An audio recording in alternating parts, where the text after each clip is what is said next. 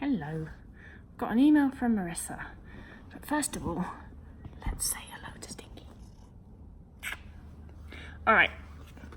Marissa says, I have a question on recovery length and not stopping halfway. I've been taking recovery seriously for about a month and I'm back in a healthy weight range for my body, around where my pre-eating disorder weight was.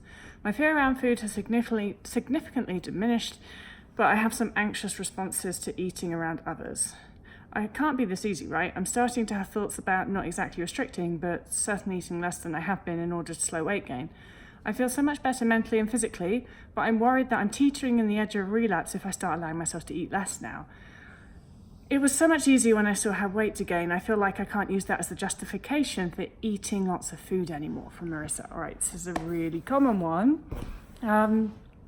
Well, first of all, Marissa, you just got to trust your instinct. And I mean, like, not your eating disorder instinct, your healthy brain instinct. And if your healthy brain instinct is to say, think if I started eating less now, I'll probably relapse, because it's probably my eating disorder that would be completely behind any decisions to eat less, not to do with the fact that my body's fully nutritionally rehabilitated or happy or anything like that. And I just want to remind you that nutritional rehabilitation and weight gain are not the same thing.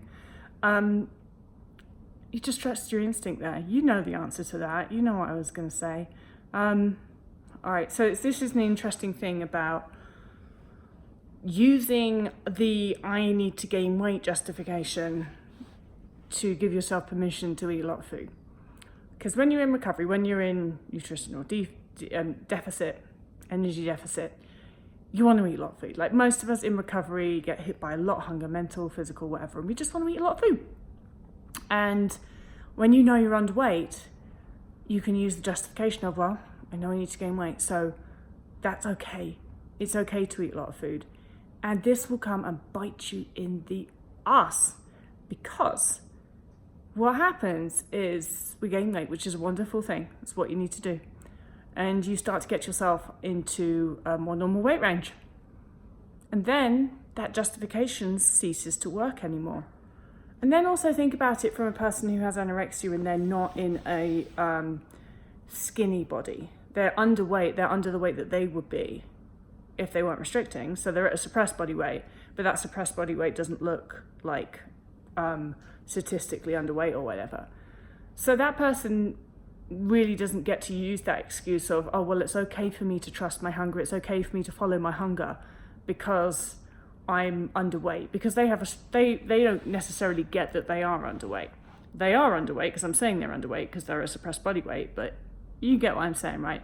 So I think that the answer is, across the board, is not to use the I need to gain weight as justification.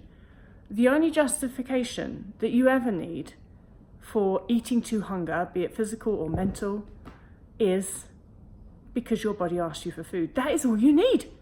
Regardless of your weight, regardless of the time of day, regardless of your age, regardless of your race, the only justification that you ever need, the only thing that you ever need to use as an excuse, if you should call it that, whatever, is I want to eat food. That's all it takes. That's all it should need. And if you can start with that, and you've already started recovery, but if you can get onto that now, then it starts to push you into, I'm eating and I'm following my hunger because I trust my body, not because I'm statistically underweight and that means I'm allowed.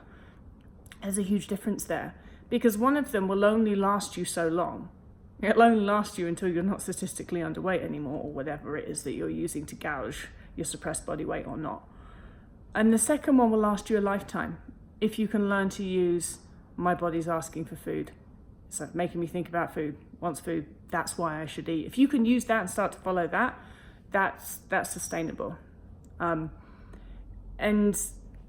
the justification, I'm allowed to eat because I'm allowed to eat a ridiculous amount of food because I'm underweight and I need to gain weight. It's really tempting. I think we all do it, and it always then starts to go wrong.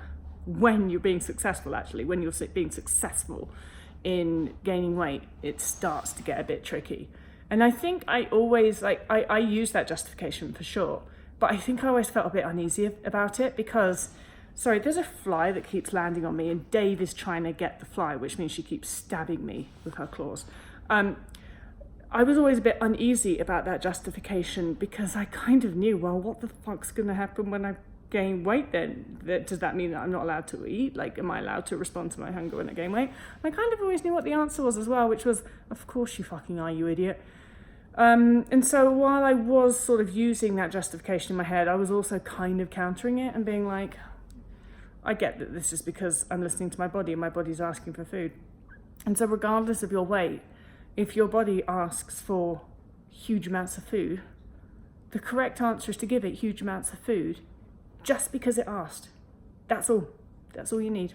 That is listening to your body unconditionally.